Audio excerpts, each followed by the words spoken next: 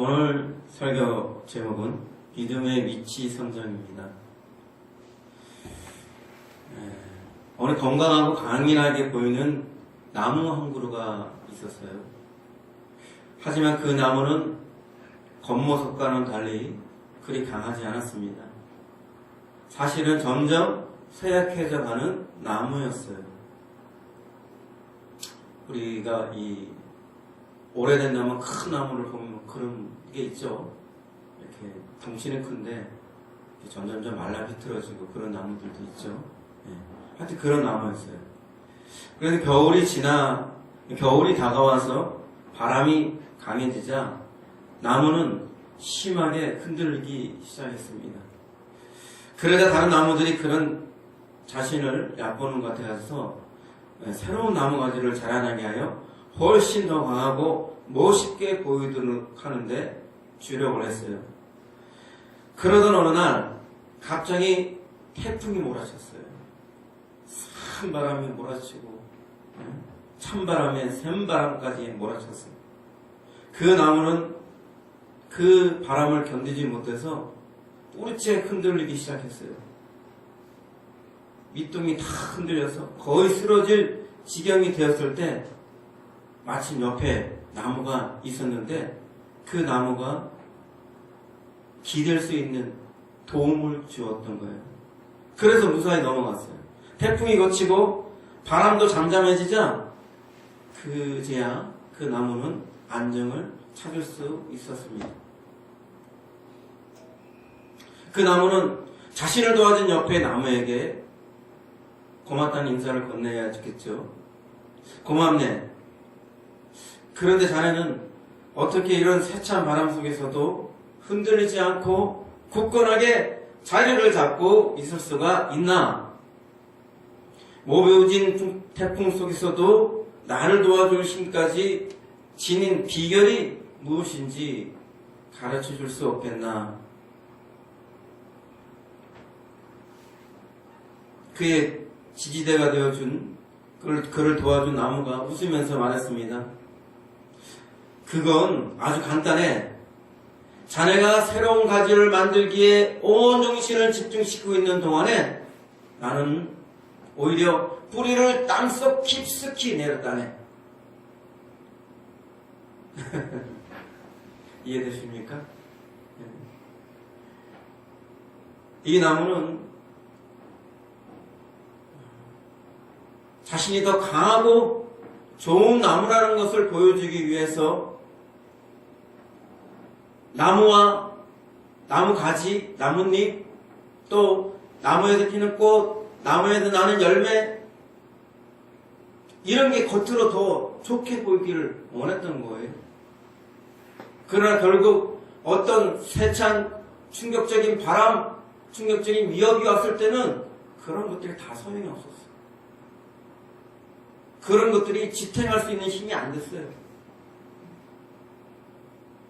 겉으로 보여지는 게 아니라 겉으로 보여지지 않지만은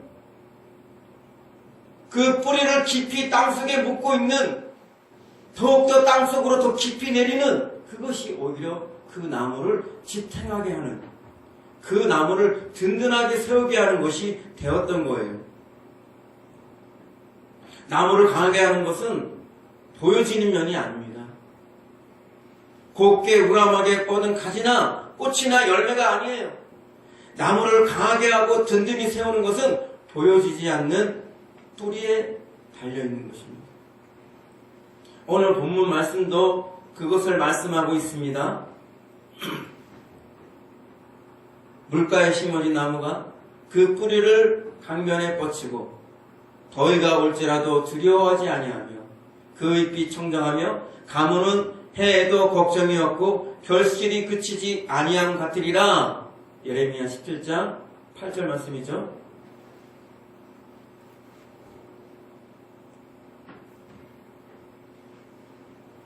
더위가 와도 가물어도 걱정 없이 해마다 가시를 맺는 나무의 비결은 뿌리에 있고 그 뿌리를 결국 어디에 두느냐에 달려 있습니다. 그렇죠? 네. 겉으로 보여지는 면에 있는 게 아닙니다. 보여지지 않지만 어디에 뿌리를 두느냐가 가장 중요한 거예요. 바로 물가에 뿌리를 내린 나무입니다. 항상 뿌리를 통해 수분과 양분을 잘 공급할 수 있는 위치, 그것은 물가에 위치하였기 때문입니다. 나무가 그렇다면 사람은 어떨까요? 여러분, 축구 선수들 있잖아요. 축구 선수들. 옛날에는 차범근, 요즘에는 박지성, 손흥민, 이 정도 국제적인 우리나라의 걸출한 스타 플레이어가 있죠. 그들의 골을 많이 넣을 수 있는 이유는 그들의 발기술에 있는 게 아니에요. 그들의 체력에 있는 게 아니에요. 그들의 위치 선정에 있는 거예요. 위치 선정. 그들이 어디에 위치에 선정을 하고 있느냐, 어디에 위치를 하고 있느냐에 따라서 골을 잘 넣을 수 있는 거예요. 수비도 마찬가지죠. 위치 선정을 잘해야 수비를 잘할 수 있는 거예요. 농구에서도 마찬가지입니다. 위치 선정을 잘하고 자기 역할을 잘하는 사람이 골을 잘 넣고 방어도 잘하는 거예요. 전쟁에서는 어떻겠어요? 전쟁에서도요, 다 같은 군인이지만 전쟁을 잘하는, 전투를 여긴 뛰어난 그런 군인은 따로 있어요. 위치 선정을 잘하는 거예요. 위치 선정. 아주 기본 중에 기본입니다. 기본 중에 기본.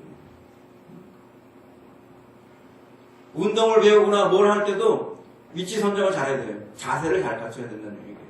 네? 자세가 제일 중요해요. 테니스 배운다, 태권도를 배운다, 뭐부터 배워요? 기본 자세부터 배우잖아요. 그렇죠? 기본 자세부터 가르쳐요. 아유, 지루해 죽겠는데 맨날 발차기만 하네. 맨날 가가지고 맨날 찌르기만 해. 네? 근데 기본이란 거예요. 이 기본기란 거예요. 이걸 가지고 있어야 2단 옆차기, 날려치기, 뭐 제비돌아, 뭐 차기 어쩌고저쩌고 이걸 다 잘할 수 있는 거예요. 기본이 흐트러지면 다른 데서 다 흐트러지는 거예요. 기본 자세, 기본기, 이런 게 있어야 돼요. 위치 선정을 잘하는 것은 기본 중에 기본이에요. 그렇다면 신앙인은 어떨까요? 신앙인에게도 위치 선정은 아주 중요해요. 신앙인의 탁월한 위치 선정은 주님에게 탁 달라붙어 있는 거예요. 주님에게서 떨어지는 순간 절망적인 상황이 오는 거예요. 불안이 오고, 저주가 오고, 심판이 오고, 정말 겪지 말아야 할 일들을 다 겪는 거예요. 저는 그걸 경험했어요. 경험해봤어요. 하나님의 음성을 듣고자 노력했는데 안 들려왔어요. 절망 가운데서 점점 교회하고 멀어졌어요. 그럴수록도 주님한테 탁 달라붙어 있어야 하는데 약간은 좀 마음속에 삐지는 마음도 있었고, 마음속에 좀 섭섭한 마음, 그런 마음속에서 교회와 주님과 조금씩 멀어지는 상황이 있어요. 그러니까 별 일을 다 겪었어요. 접촉사가 가볍게 나서 외제차를 받고 외제차를 받았어요. 살짝 긁었는데 견적이 80만 원이래. 아이고야.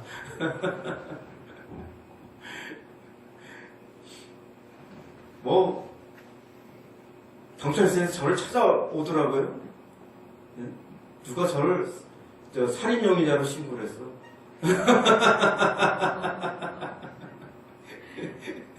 평생 겪지 말아야 할 일들을 겪습니다. 그 당시에 굉장히 연쇄살인범이 굉장히 유명했는데, 여성을 상대로 해서 연쇄살인범이 굉장히 많이 있었어요. 그 당시에. 저도 난생 처음 그런 일을 겪으니까 출근하고 집을 왔더니 그 윗집에 사는 분이 구룡청소에서 왔다 갔다는 거예요. 그래서 행사 왔었다고 그러더라고요. 저를 찾았더라고요. 그래가지고 깜짝 놀라가지고 제가 바로 갔어요. 가가지고 무슨 과에 가가지고 저를 찾으셨다고 그러면 그때 누구시냐고 그랬더니 제가 아무개라고 이렇게 얘기를 했더니 아 그러시냐고 그들이 이하를 한참을 더 보더니 자기가 자기들이 지금 수설하고 있는 사람이 있는데 누가 당신은 그 용의자라고 신고를 했다는 거예요. 그래서 내가 눈만 뻑 보면서 내가 제가요? 제 자식이 딸이거든요. 그런 일을 하라고 해도 못해요, 저는. 그랬더니 그분들이 그냥 가시라고 그러더라고요. 조사다 안 했어요. 제요. 우리 김강민 지사님이 하는 대로. 이 세숫대야가 어딜 가서, 예? 살인을 할 만한 세숫대야라 보입니까? 그래서 거기서 나와서, 아유, 그냥 이렇게 마음을 쓸어내린 적이 또 있었고요. 그런 안 좋은 일들이 계속 일어나요.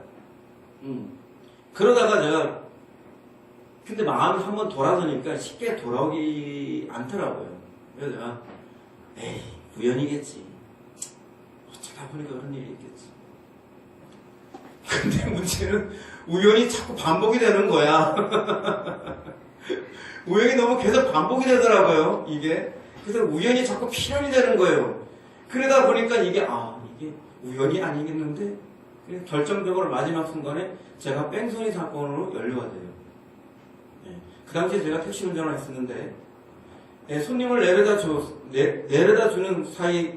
줬는데, 그 손님이 뒷문을 열고 나가려는 순간에 그 사이로 이 다방 아가씨들이 그 오토바이 택트를 타고 그 속으로 들어오는 거예요. 들어올 길도 아닌데 너무 좁은데 그 길로 들어오는 거예요. 속도를 낼 수도 없고 문을 여는 사이에서 부딪혀도 살짝이에요, 살짝. 그 내리는 분이 놀라서 죄송해요, 미안해요. 이건 몰라 하면서 그냥 갔어요. 그래 너는 큰 사고도 아니고 아무것도 아니라 생각해서 또 열심히 또 일을 하고 있는데 또 전화가 왔어요. 그러고 보니까 그것도 구로경찰서네. 그래서 전화가 왔는데 제가 뺑소니를 했다는 거예요. 그런데 왜? 내가 무슨 뺑소니를 해요? 가서 막 보니까 아무래도 다방 아가씨들은 아무 생각이 없는데 다방 아가씨 배우 외에 다른 못된 사람들이 이걸 돈벌이를 삼으려고 해서 다친 거다 아무것도 없어. 멀쩡해. 나중에 조사받으러 왔는데 어디 하나 쩔럭거리는데 어디 가서 다 찰가산도 없어. 멀쩡한데 자기는 다쳤다고 들어놓겠다는 거예요. 그런 상황이 됐어요. 아니 사고야 뭐 그렇다 치더라도 뺑소니는요 형사범입니다. 바로 구속돼야 되는 사람이에요. 그 순간에 제가 어떻게 했겠어요? 하나님 항복합니다. 제가 다시 돌아갈게요. 정신 차리고 다시 돌아갈게요. 항복합니다. 그렇게 기도했어요. 근데 바로 회사에서 사고 담당 2장이 나왔어. 원래 이게 사고 나도요 사고 담당이 잘 안 나와요. 사고가 뭐 좀 많겠어요? 그래서 적극적으로 해결도 안 해요. 네? 근데 희한하게 나가 요청도 안 했는데 사고 담당이 나와요? 나와가지고 막 이걸 레일처럼 수습을 해요? 그러더니 뭐 보험회사를 불러가지고 걔를 이렇게 어떻게 해가지고 그래서 걔가 나서가지고 이게 뺑소니 사건을 단순 그냥 접촉사고로 만들어버렸어요. 어차피 이 다방 아가씨들이 원하는 건 뭐겠어요? 돈이잖아. 보험으로 보상을 충분히 해줄 테니까 이거 그냥 단순 접촉사고로 해라. 이거 만약에 뺑소니 한다면 너희들 두고 후회하게 만들겠다 이러면서 이게 당근과 채찍 뭐 상과 뭐를 동시에 이렇게 주면서 이렇게 회유를 한 거예요. 그래서 그게 이제 단순 접촉사고로 이렇게 마무리돼가지고 그래서 제가 이제 돌아왔죠. 그렇게 되었는데 지금까지는 뭐야? 주님에게 딱 달라붙어야 된다는 거예요. 주님에게. 주님에게 딱 달라붙어 있어야 되는데 저는 그 주님에게 달라붙지 않는 것이 얼마나 위험한 건지 그 달라붙지 않는 그 순간서부터 얼마나 불행한 일들과 안 좋은 일들과 저주스러운 일들과 심판이 다가오는지 제가 그때 너무 뼈저리게 느꼈어요. 가장 안전한 것은 가장 좋은 것은 주님 안에 있는 것이다. 주님에게 달라붙는 것이다. 내가 뼈저리게 그 경험을 통해서 알게 되었습니다. 주님한테 달라붙어 있어야 됩니다. 또 말씀 위에 우리가 위치해 있어야 돼요. 말씀 믿음 위에 또한 위치해 있어야 되고 또 사랑 위에 위치해야 됩니다. 우리의 위치 선정은 이렇게 있어야 할 곳에 우리가 위치를 정하고 거기에 뿌리를 든든히 내려가는 것이 바로 훌륭한 탁월한 그런 위치 선정이라 할 것입니다. 그런데 그게 말처럼 쉽지가 않아요. 그렇죠? 여러분들 그런가 싶겠지만 제가 한번 예를 들어보겠습니다. 첫째는 우리가 기도할 때라고 생각해 보세요. 기도할 때 한번 예를 들어볼게요. 첫째는 의심하며 기도합니다. 내가 기도하면 응답이 될까? 내가 누구를 위해서 안수해서 기도했는데 그 사람이 치유될까? 묘한 것이요. 응답받은 일보다 응답받지 않았던 그런 일들에 우리 막 이게 포커스가 가요. 네? 이제껏 하나님께서 우리에게 응답하시고 우리를 위해서 힘쓰시고 애쓰시고 돌봐주신 것들이 엄청 많은데 희한하게 우리의 마음은 응답받지 못한 거, 잘못된 거, 실패한 거 이런 거에 마음을 두게 해요. 그래 어떻게 해요? 그런 마음을 가지고 있으면요 자연스럽게 성경에는 분명히 그렇게 말씀하시는데 내가 기도하면 응답이 안 될 것 같아. 다른 사람들은 응답 받았어도 내가 기도하면 응답 안 받을 것 같고 성경에 그렇게 돼 있어도 내 기도에도 응답이 안 될 것 같아. 치유가 안 될 것 같아. 그 의심을 하면서 기도를 해요. 위치 선정이 잘못됐어요. 위치 선정이 잘못됐어요. 야고보서 1장 6절 7절에 뭐라 했어요? 오직 믿음으로 구하고 조금도 의심하지 말라. 의심하는 자로 마치 바람이 일려 요동하는 바닷물결 같으니 이런 사람은 무엇이든지 주께 얻기를 생각하지 말라. 두 마음을 품어 모든 일에 정함이 없는 자로다.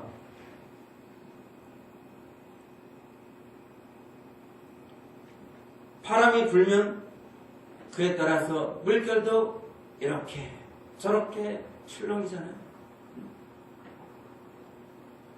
이렇게 저렇게 출렁이듯이 우리의 마음이 그렇게 출렁입니다.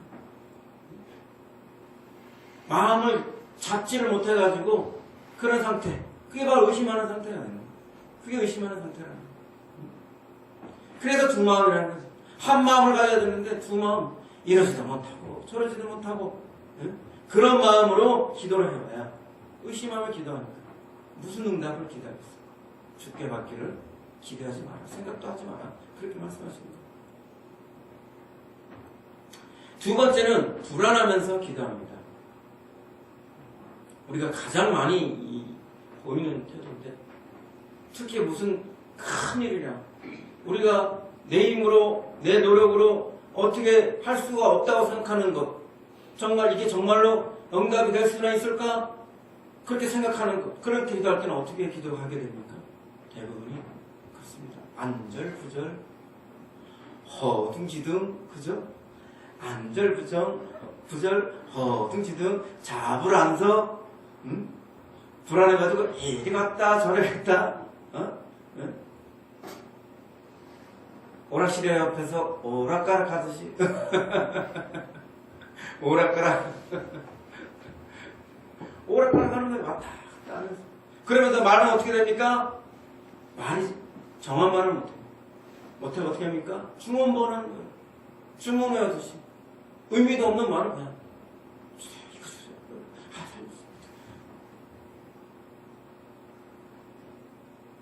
그런 식으로 불안해가지고 기도. 기도를 1시간 해도 2시간을 해도 3시간을 해도 4시간을 해도 그 사람이 10시간 해도 왠지 모르게 기도한 것 같지가 않아요. 왠지 모르게 기도한 것 같지 않아요. 이런 경험들 우리 많이 했을 거예요. 중요한 문제들, 중요한 사건들 그걸 놓고 기도하는데 기도가 마음속에서 그에 대해 걱정이 되고 염려가 되고 불안하니까 기도를 하는데 와가지고 시간을 1시간, 2시간, 3시간, 4시간 길게 기도를 하는데 왠지 모르게 기도를 해도 마음이 평안이 없고 왠지 모르게 기도를 해도 기도한 것 같지가 않아. 그냥 시간만 때운 것 같은 느낌이 드는 거예요. 그런 불안하면서 하는 기도. 위치 선정이 잘못되는 거예요. 위치 선정이 잘못되는 거예요. 세 번째, 낙심하며 기도. 참, 이게 참 큰일이에요. 우리 기도할 때 이런 기도를 많이 해요. 대부분이. 낙심하면서 기도해요. 낙심하면서. 낙심하면서. 낙심하고, 탄식하고, 절망하고, 패배감과 폐색이 짙어가지고 기도해요. 울면서 기도합니다. 울며 기도하는 건 좋은 거예요.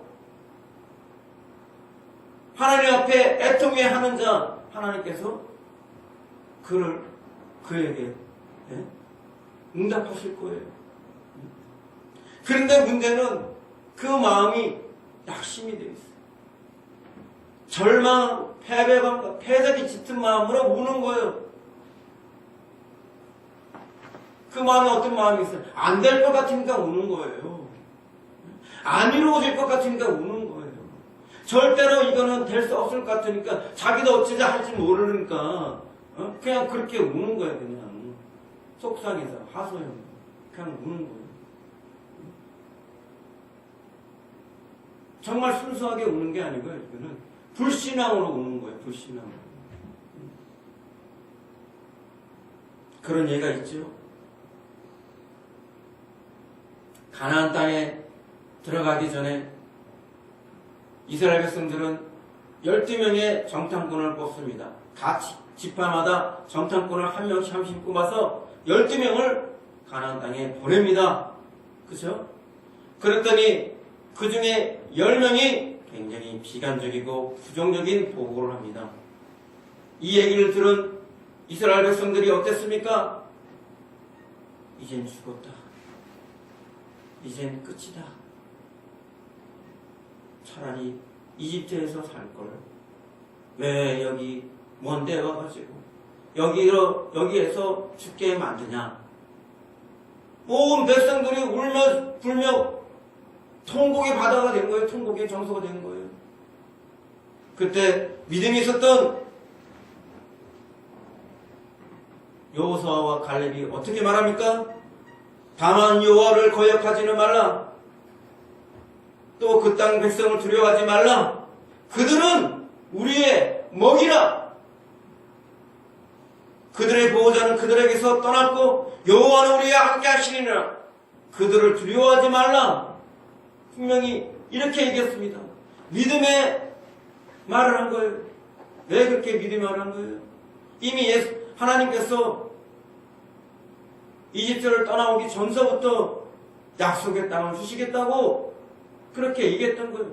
자신들이 걸어온 발자취를 보면 하나님께서 분명히 신실하신 분이시고 우리가 여기까지 왜 오게 됐는가? 목적이 분명한 거 아니겠어요? 가나안 땅에 들어가기 위해서 그런 거예요. 우리 앞에 나타난 산이 태산일지라도 우리 앞에 놓인 바다가 건너지 못할 큰 바다일지라도 목적이 분명히 태산을 넘어 바다를 건너 목적은 가나안 땅에 들어가는 것이 하나님이 정하신 목표고 하나님이 정하신 방향인데 그게 왜 안 이루어지겠느냐? 그걸 보고 한 거예요. 눈으로 보기에는 저들이 아낙자손과 같이 거인들이고 우리가 감히 싸워서 승산이 없을 것 같아 보이지만 결국 목적이 분명히 있는 한 하나님께서 그 목적을 성취하실 것이라고 믿기 때문에 그들이 결단코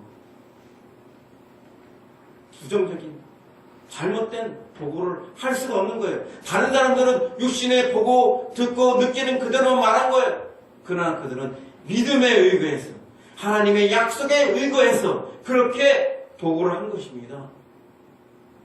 근데 이 백성들은 하나님이 약속하신 것을 잊어먹었어요. 하나님이 이제껏 행하신 일들을 잊어먹었어요. 그들은 오로지 자기들 앞에 있는 장대한 가나안 족속들만 인정하고 있는 거예요. 그것 때문에 낙심하고 탄식하고 절망하고 울며 패배감에 쌓여서 그렇게 하나님 앞에 불신앙의 말들, 원망과 불평과 그런 불신앙적인 태도를 보인 겁니다. 우리가 기도할 때 우리의 문제가 있다고 해서 우리가 자꾸 이런 식으로 낙심하며 기도하면 안 돼요. 안 이루어질 거야 그런 마음을 가지고 아무리 내가 기도해도 안 이루어질 것 같아. 너무 지금 상황이 절망적이야. 지금 상태가 너무 희망이 없어 보여. 이런 마음으로 기도해서는 안 되는 거예요. 위치 선정을 잘못한 겁니다. 하나님에게는 태산도 아무 문제가 안 돼요. 하나님에게는 건너지 못할 바다도 아무 문제가 안 돼요. 하나님에게는 어떤 것도 아무 문제가 안 돼요. 어떤 대적이 있더라도 어떤 환경이 있더라도 어떤 조건이라도 아무 문제가 안 됩니다. 믿어야 할 것은 하나님. 하나님이 나와 함께 계시니까 하나님이 나를 사랑하시니까 나는 아무 문제가 없어. 이렇게 믿고 나가면 되는 것이지 눈앞에 있는 문제들이 뭐가 그렇게 되겠습니까? 하나님이 나의 아버지시고 하나님이 나의 목자이시고 하나님이 나의 주인이시고 나를 책임지시고 나를 돌보실 분이에요. 무엇이 나를 어찌하겠습니까? 근데 우리들 대부분이 기도한다면서 하나님을 찾으면서도 하나님을 구하면서도 이미 마음은 폐색이 짙어서 절망 가운데서 낙심 가운데서 그렇게 기도한단 말입니다. 잘못돼도 한참 잘못된 겁니다. 위치 선정을 잘못하는 겁니다. 네 번째, 아우성 치며 기도합니다. 아우성 친다는 게 무엇이냐? 될 대로 되라. 정신을 완전히 잃어버리고 자포자기하는 마음에서 기도하는 거예요. 기도는 해. 기도는 해.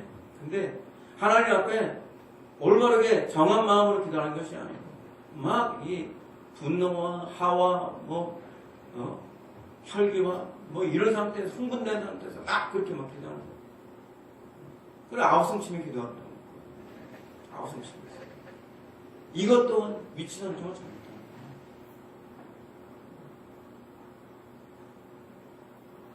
중심을 잘 잡아요. 이사야 26장 3절에 뭐라 했습니까? 주께서 심지가 견고한 자를 평강하고 평강하도록 지키시리니 이는 그가 주를 신뢰함이니라. 심지가 견고한 자 아니에요. 그런 자가 평강하도록 하나님께서 인도하신답니다. 심지가 견고한 자입니다. 자, 그렇다면 사람의 뿌리는 어디일까요? 나무는 뿌리가 있어서 그 뿌리를 잘려내서 그럼으로 인해서 어떤 외풍과 어떤 충격이 있더라도 잘 견디고 잘 버티는데 사람의 뿌리는 어디 있을까? 사람은 무엇을 통해서 위치 선정을 하는 것일까?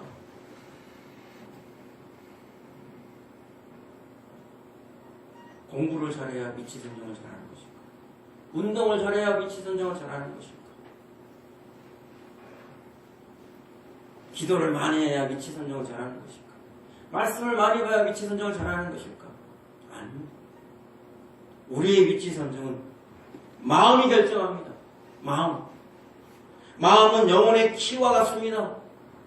여러분 키가 뭔지 아세요? 열쇠가 아니고 키가 아니고 배에 보면은 배 끝단에 보면은 키가 있어요. 이렇게 그 키를 이렇게 하나에 따라서 어떻게 해요? 방향이 결정됩니다. 방향이 결정됩니다. 아주 작은 것이지만 배가 어디로 가야 될지를 아주 결정하는 중요한 요소가 됩니다. 야고보서 3장 4절에도 그렇게 나오죠. 또 배를 보라 그렇게 크고 강풍에 밀려가는 것들을 지극히 작은 키로서 사공의 뜻대로 운행하나니 바로 이 키입니다. 우리의 마음이 이 키와 같아요. 우리 마음에 가지고 있는 의지가 어떻게 행사하냐에 따라서 우리가 어떤 사람이 되고 어떤 방향을 가는지를 결정하는 거예요. 우리 마음을 어디에 두느냐? 우리의 마음을 어디에 깊이 뿌리를 내리느냐? 그게 바로 위치 선정이 될 것입니다. 잠언 4장 23절에 이렇게 나와요. 모든 지킬 만한 것 중에 더욱 네 마음을 지켜라. 생명의 근원이 이에서 남이니라. 우리 마음이 그만큼 중요하다는 거예요. 우리 마음을 잘 지켜야, 우리 마음을 잘 돌봐야, 우리 마음을 잘 관리를 해야 생명이 거기서 나온다는 거예요. 예레미야 17장 9절에도 이런 말씀도 있죠. 만물보다 거짓되고 심히 부패한 것은 마음이라 누가 능히 이를 알리며 말하는 거예요. 거짓되고 심히 부패한 것이 마음이다.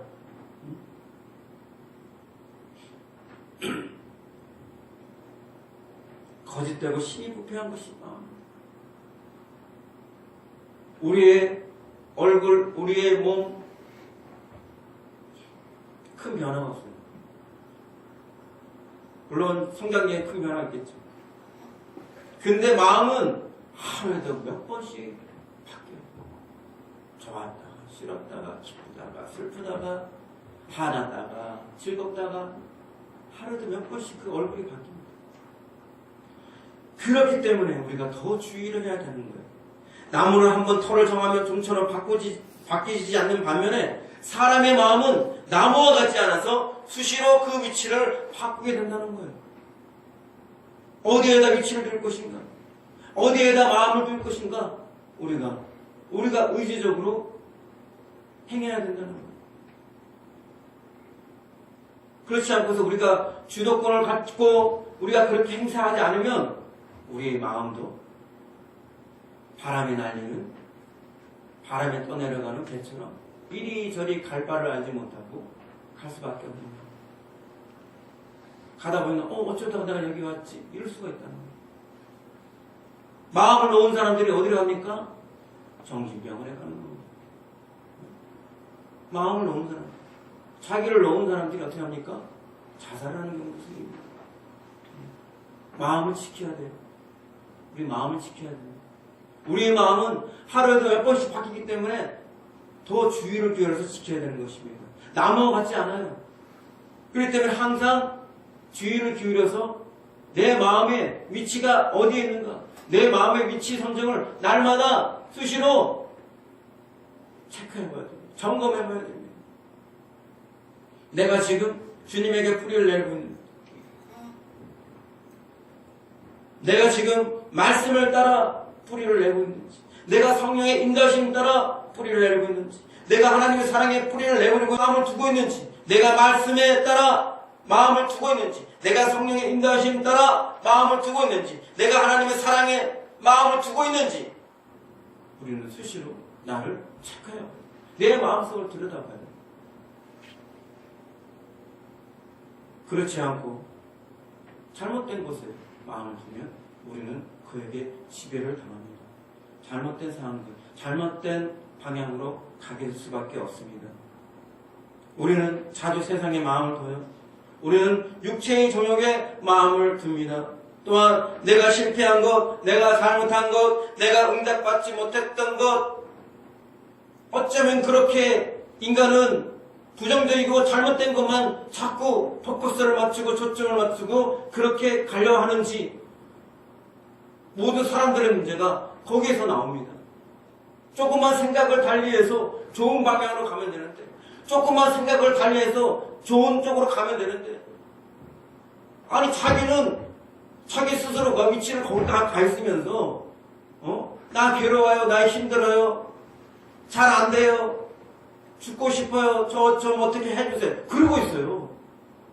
희한해. 제가 그런 경우를 겪어봤잖아요. 상담을 하면서 알아듣끔 얘기를 합니다. 지금 이 상황에서 조금만 생각을 달려보십시오. 조금만 좋은 쪽으로 한번 생각해 보십시오. 그 순간은 들어요. 그 순간은 이해를 해요. 그 순간은 받아들여요. 그리고 돌아서면 다시 원래 상태가 되게 들어갑니다.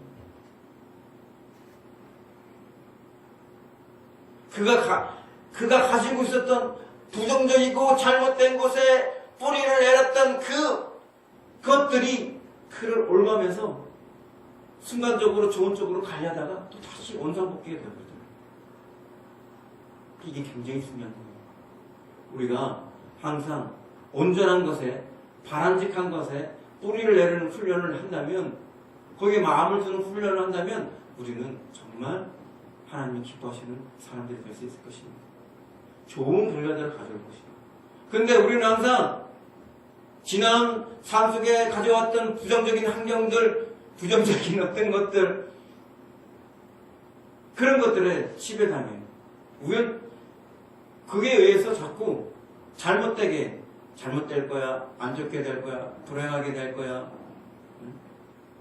그런 쪽으로 자꾸 마음을 둬요. 그러다 보니까 스스로가 실제 문제는 아주 조그만 건데 그 문제를 아주 증폭시키는 것들이, 문제를 더 크게 만드는 것들이 자기 안에 잘못된 위치 선정으로 더 커지는 거예요.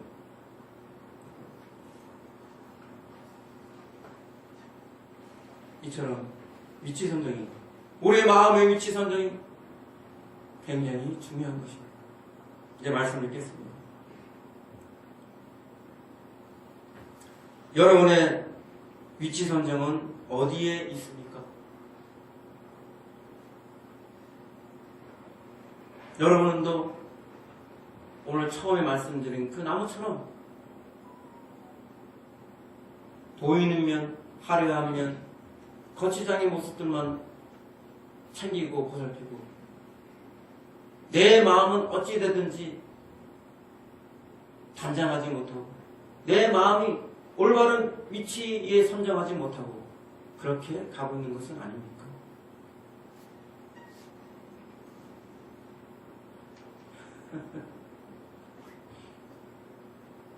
외모를 꾸미고, 외모를 이쁘게 보이고, 다른 사람한테 이쁘게 보이고, 이런 것들은 굉장히 신경을 쓰고 굉장히 공을 들이는데, 정작 내 마음을 아름답게 화장하고 내 마음을 올바른 위치에 두는 것은 여러분 너무 인색하신 것이 아닌가요?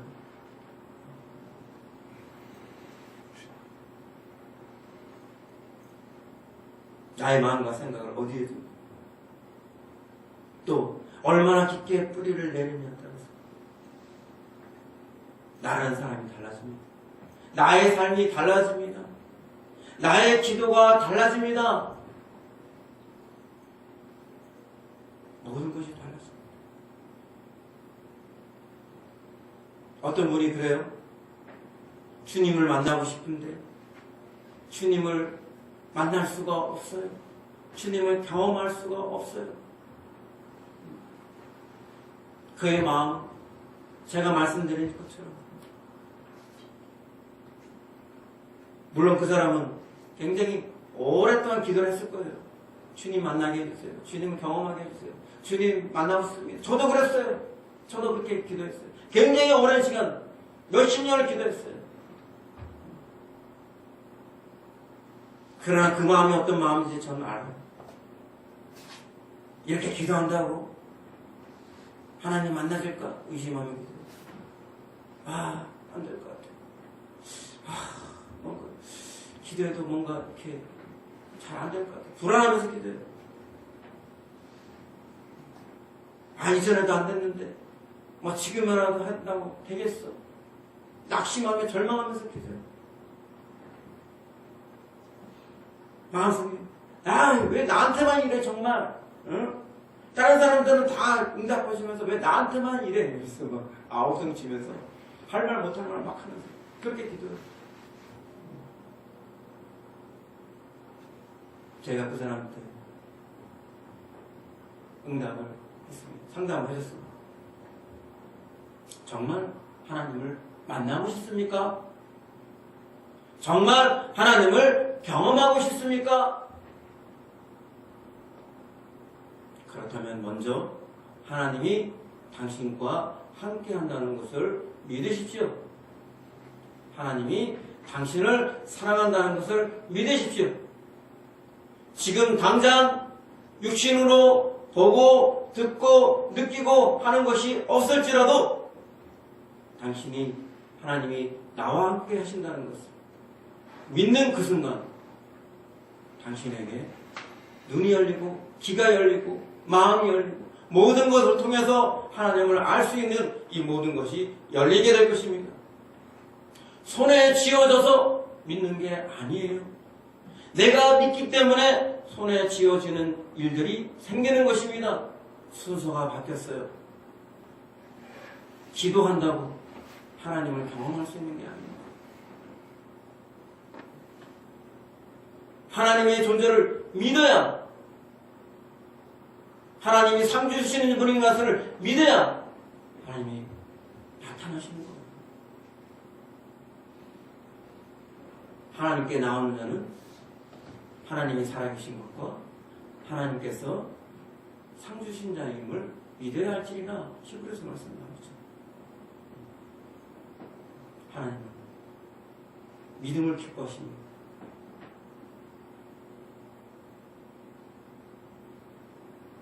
예수님이 제자들 앞에서 부활한 이후에 나타났어요. 근데 마침 그 자리에 도마가 없었네. 예수님이 사실 한 번 나타난 게 아니잖아요.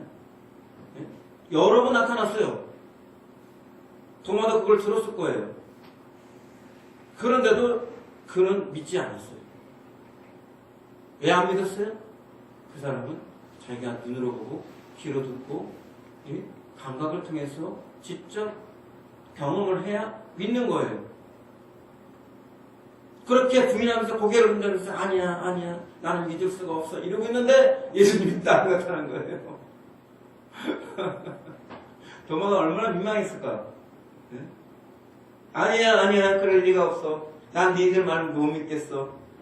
나는 직접 만나야지 나는 믿을 수 있어. 어떻게 부활할 수 있어. 근데 예수님이 그 말이 떨어지자마자 짜잔 하고 나타났어요. 도마야,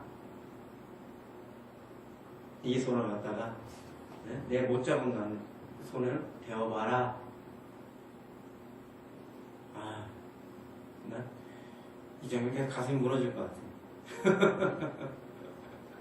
예수님 못 잡고 난 손을 죽었다고 생각했던 그분이 살아서 자기 눈앞에 있고 그분의 못 잡은 난 손가락을 대어보니 얼마나 마음이 떨렸을까요? 예수님 말씀하셨어요. 보지 않고 믿는 믿음이 귀하다. 보지 않고 믿는 믿음이 귀하다.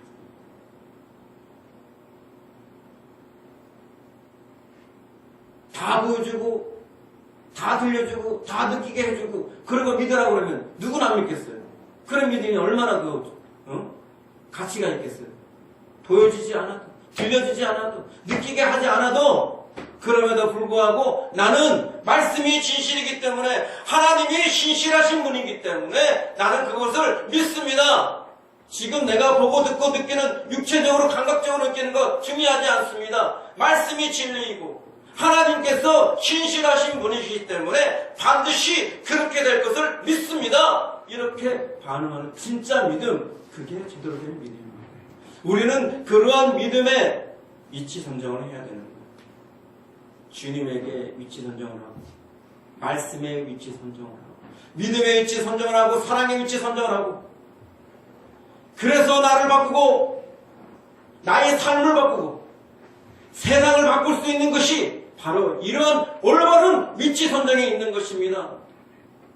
올바르게 위치 선정을 잘한 사람 스타 플레이어들이 골 결정력이 높은 것처럼 우리에게도 그러한 위치 선정이 필요한 것입니다.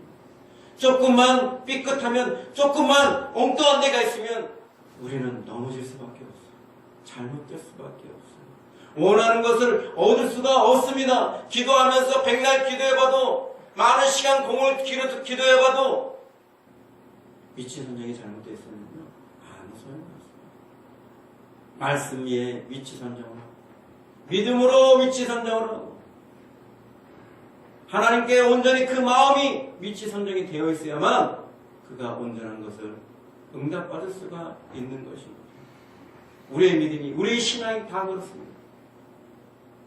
항상 변화무쌍한 이 마음, 아침에 다르고 점심에 다르고 저녁에도 다른 이 마음, 이 마음이 올바른 위치 선정을 했을 때 그가 생명 구원하는 일은 뿐만 아니라 하나님으로부터 약속된 모든 것들, 하나님께서 우리에게 주시고 한 모든 것들을 받아 누릴 수 있는 모든 것들이 거기에서 오는 거예요.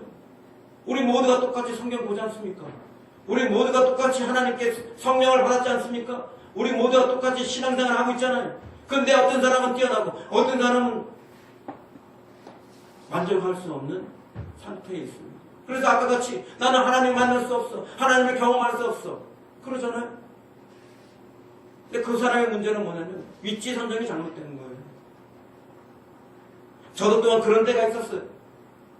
하나님의 음성을 찾아서 아까 말한 것처럼 그렇게 방황할 때가 있었어요. 그런데 음성을 듣고 나니까 제가 위치 선정이 잘못됐더라고요. 하나님의 음성은 반드시 들을 수가 있다. 어떤 책을 통해서 제가 영향을 받았어요.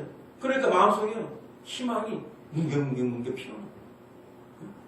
그전에는 어떻게 했는지 아세요? 기도를 하면서도 이전에 없었기 때문에 이런 일이 과연 있을 수 있을까? 이전에 경험하지 못했기 때문에 이런 일이 나에게 나타날 수 있을까? 마음속에 절망적으로, 부정적으로 그렇게 기도가 돼요. 나는 정말 원하는데 왠지 안 될 것 같아요. 그런 마음. 나는 정말 간절히 모든 것을, 내 인생의 모든 것을 손들에 뽑아서 다 포기를 하라고 해도 내가 이거 들을 수 있다면, 내가 이거 할 수 있다면 좋겠는데 내가 그렇게 간절한데 내 마음은 안 될 것 같아요. 그런 마음으로 계속 기도했던 거예요. 위치 선정이 잘못됐던 거죠. 그런데 한순간 책을 통해서 하나님의 음성을 들을 수 있어. 오늘날에도 하나님의 음성을 듣는 사람들이 있네? 그렇다면 저 사람이 가능하다면 나도 가능할 수 있지. 그런 마음 가운데서 희망이 뭉게뭉게 피어나고 그런 가운데서 한치의 토락만큼도 그거에 대한 부정적인 생각, 불신앙이 없는 상태가 되니까 정확하게 한 달 뒤에 저는 하나님의 음성을 듣게 되었어요. 그래서 여기까지 왔잖아요. 지금. 하나님의 음성 듣는 게 얼마나 귀합니까? 얼마나 중요합니까? 하나님의 음성을 듣지 못하는 자는 성령의 인도함을 받을 수가 없어요. 성령의 인도를 어떻게 받아요? 성령님께서 내 손 잡아가 가요? 내 손 잡아서 인도하는 거예요? 결국 하나님의 말씀하시는 책임, 하나님의 음성 그 모든 것들을 온전히 이해하고 온전히 받아들일 수 있는, 온전히 그것을 들을 수 있는 그 능력이 그에게 있어야 되는 거예요. 그걸 통해서 성령의 인도함을 받는 거 아니겠어요? 근데 내가 하나님의 음성을 듣는데 가장 놓쳤던 것이 바로 위치 선정. 믿음으로 위치 선정하는 거였어요. 나는 계속 안 될 것 같은데 하는 위치, 그 위치에서만 기도했어요. 굉장히 원하는데, 너무너무 원하는데, 사슴이 목말라서 신의 문을 찾듯이 그렇게 원하는데, 근데 내 마음은 한 구석에서 안 될 것 같은데, 이런 마음이 지배적 있어요. 왜요? 이전에 그런 경험을 안 했으니까. 우리는 이전에 경험한 것을 기준으로 삼아서 우리는 믿음을 발휘할 때가 많아요.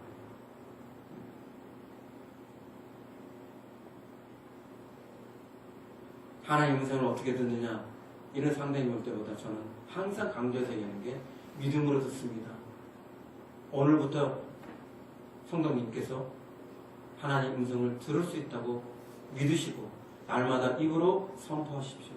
나는 누구보다도 하나님의 음성을 잘 듣는 사람입니다.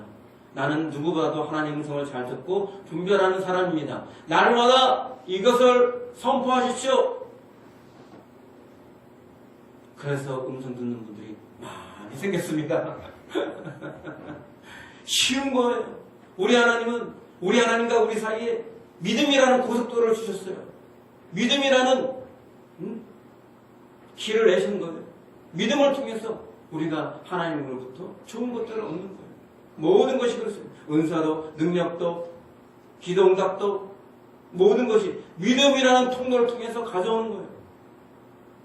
위치 선정이 믿음으로 된 것이 굉장히 맞죠. 확실하게 맞죠. 근데 모든 사람들이 기도하면서도 믿음의 위치 선정을 하지 못해서 오히려 안 될 거야, 잘 안 될 거야. 그래서 부정적이고 불신앙적인 측면에서 위치 선정을 하기 때문에 기도 응답도 못 받고 원하는 것도 못하고 말씀대로 이것이 나타나지 못하는 거예요. 말씀은 분명히 그렇게 나타나는데 말씀은 그렇게 쓰여 있는데 왜 나는 그것이 안 될까? 위치 선정을 잘못했기 때문에. 위치 선정.